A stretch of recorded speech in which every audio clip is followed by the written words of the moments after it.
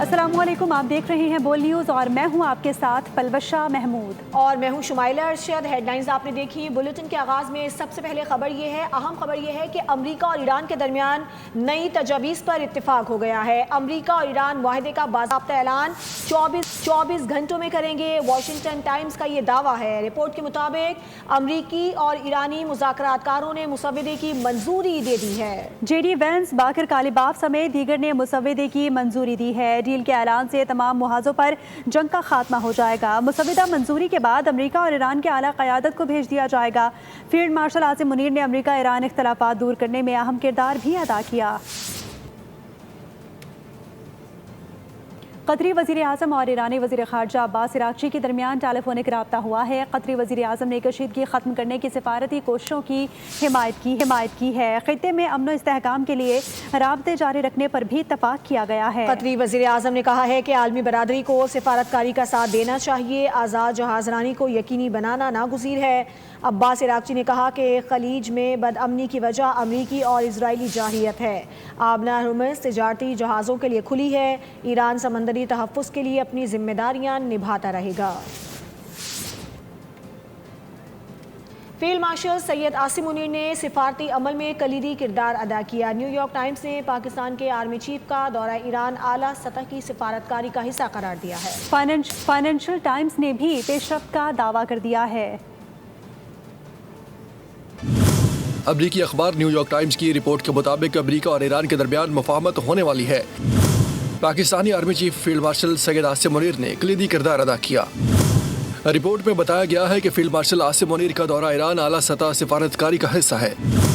ادھر برطانوی اخبار فائنینشل ٹائمز نے اپنی رپورٹ میں بتایا کہ پاکستانی اور قطری ثالثوں کے فیصلہ کن مذاکرات کے بعد بریک تھرو ہوا۔ امریکہ ایران جنگ بندی میں 60 روز کی توسیع کی جائے گی۔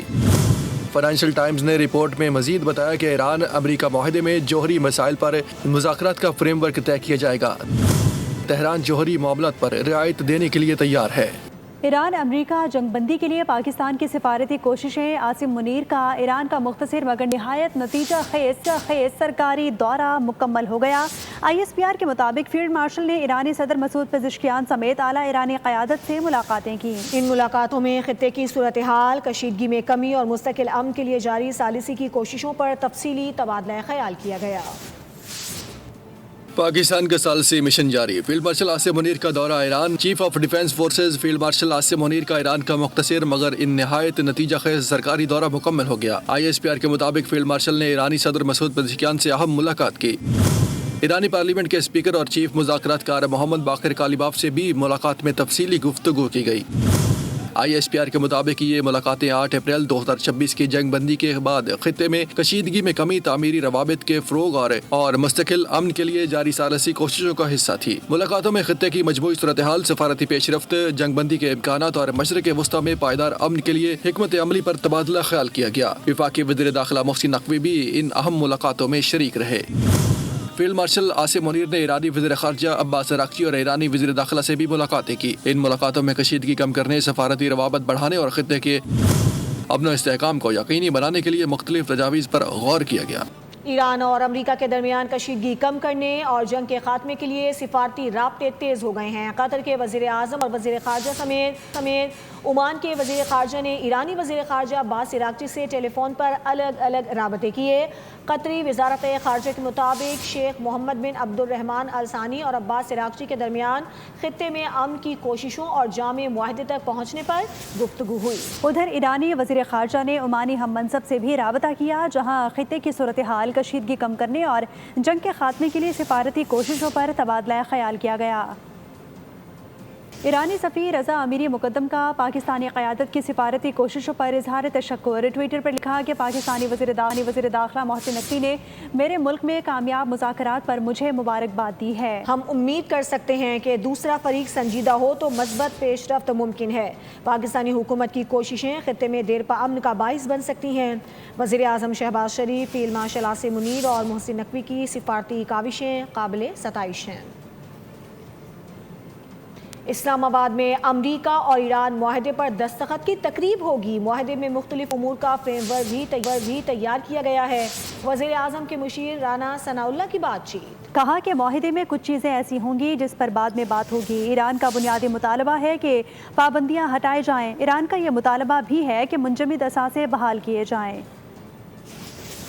الفاظ کے اوپر جو ہے وہ بات ہو رہی ہے کہ یہ لفظ استعمال ہونا چاہیے یا یہ نہیں ہونا چاہیے.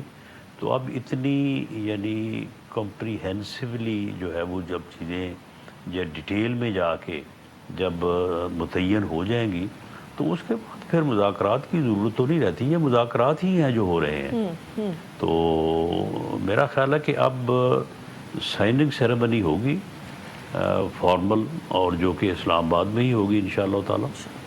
لیکن اب مذاکرات جو میرا خیال ہے کہ یہ جو خوشخبری یا جو جس اعلانیے کی ہم بات کر رہے ہیں وہ ایک آپ کو معاہدے کی صورت میں ہی ملے گا کہ یہ چیزیں جو ہیں وہ اس طرح سے طے ہو گئی ہیں. سرحان صاحب ہاں کچھ چیزیں ایسی ضرور ہوں گی کہ جن کے اوپر بعد میں پھر گفتگو ہونی ہوگی. پاک چین دوستی نئے سنگ میل عبور کرنے لگی. ہانگجو میں وزیر اعظم شہباز شریف کی زیانگ کمیونسٹ پارٹی صوبائی کمیٹی کے سیکریٹری وانگ ہاؤ سے ملاقات ہوئی. زیانگ صوبے اور صوبہ پنجاب کے درمیان سسٹر پروونس سے تعلقات کے قیام سے متعلق مفاہمتی یادداشت پر دستخط ہوئے.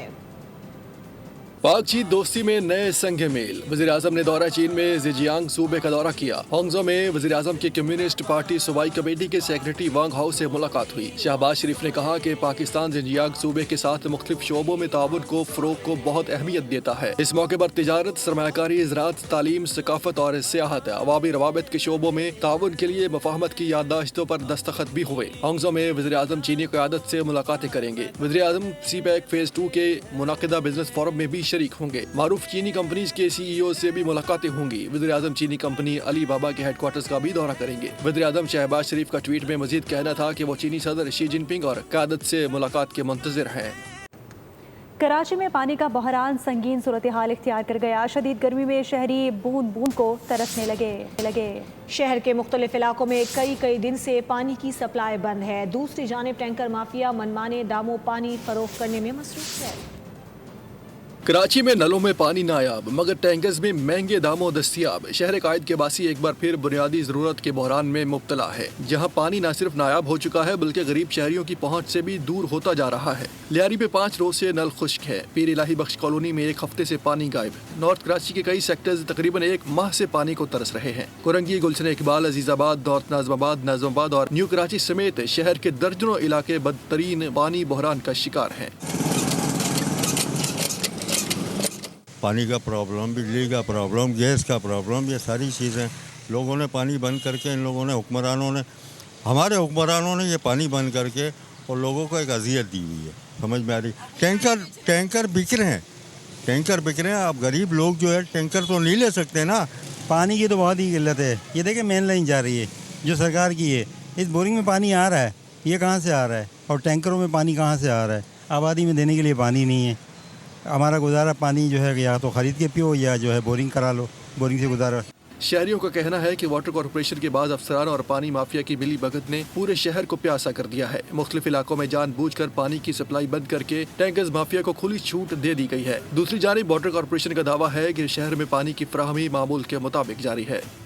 سندھ کی تہذیب ہمیشہ انسانیت کا درس دیتی ہے. کراچی ایسا شہر ہے جہاں ملک بھر سے لوگ آنا چاہتے ہیں. وزیر اعلیٰ سندھ سید مراد علی شاہ کہتے ہیں کراچی کی ہر گلی اور ہر عمارت منفرد حیثیت رکھتی ہے. ہمیں اپنی سرزمین پر فخر کرنا چاہیے. صوبے کی ترقی اور خوشحالی کے لیے کوشاں ہیں.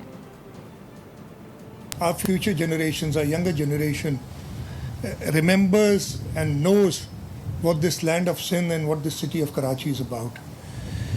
Karachi is not just a city. Karachi is an idea. Karachi is an opportunity with its diversity and resilience. Karachi is like no other city in the world. I've been to several places. No city in the world has a history like Karachi. No city in the world has grown at the pace that Karachi has. Unfortunately, we've not been able to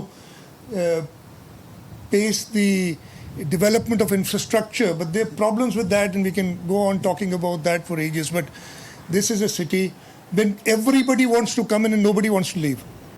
محکمہ آثار قدیمہ کی جانب سے موچی گلی کی دکانیں cell کر دی گئی ہیں. دکاندار فٹ پاتھ پر کاروبار کرنے پر مجبور ہیں. 6 دکانوں کو گزشتہ 10 ماہ سے سیل کر رکھا ہے. کراچی الیکٹرانکس ڈیلرز ایسوسی ایشن کے صدر رضوان عرفان نے متاثرہ دکانداروں سے ملاقات کی. کہا کہ متاثرہ تاجروں کو انصاف فراہم کیا جائے. یہ ان کی دکانیں جو ہیں گزشتہ سال 7ویں مہینے 2025 سے سیل کی ہوئی ہیں. آثار قدیمہ نے, اسسٹنٹ کمیشن نے یا کوئی بھی ادارہ ہے, جب آپ کو پتہ چلا پچھلے سال جو ہے ایک بلڈنگ گری تھی, اس کے بعد جو ہے وہ مارکیٹوں میں جو آئے لوگ اس کو چیک کیا, اس کے بعد جو ہے وہ مارکیٹ دکانیں سیل کر دی گئی. اس کے بعد انہوں نے کہا کہ مارکیٹوں کو صحیح کر لیں آپ. یہ مارکیٹوں کو صحیح کرنے کے تیار بھی تھے. ان کے ساتھ کوئی جو ہے رعایت نہیں برتی گئی. تقریباً 10 مہینے ہو گئے یہ دکاندار جو ہے اپنی دکان ختم کر کے روڈ پہ بیٹھے ہوئے, یہ فٹ پاتھ پہ بیٹھ کے جو ہے کام کر رہے ہیں. ان کا کیا قصور ہے؟ ان کا کیا قصور ہے؟ آثار قدیمہ والے انسپیکٹر نے سیل کر دیا اور کسی نے سیل کر دیا, جبکہ یہ دکانیں ان کی بالکل صحیح سلامت صحیح ہیں. اور اب بات کریں گے ڈرگ ڈیلر انمول عرف پنکی کی, جس کے خلاف قتل اور منشیات کے مقدمات کی سماعت ہوئی. جوڈیشل میجسٹریٹ کی عدالت نے پنکی کو تمام مقدمات میں عدالتی ریمانڈ پر جیل بھیج دیا. ملزمہ کے جسمانی ریمانڈ کی استدعا مسترد کر دی گئی. عدالت نے انجا سماعت پر تفتیشی افسران سے مقدمات کا چالان طلب کر لیا. دوسری جانب انمول عرف پنکی کے خلاف مزید 3 نئے مقدمات سامنے آ گئے. ڈیفنس پولیس نے پنکی اور اس کے 3 رائڈرز کی گرفتاری کے لیے عدالت سے رجوع کر لیا. سبسکرائب کریں اور بیل دبائیں تاکہ کوئی خبر رہ نہ جائے.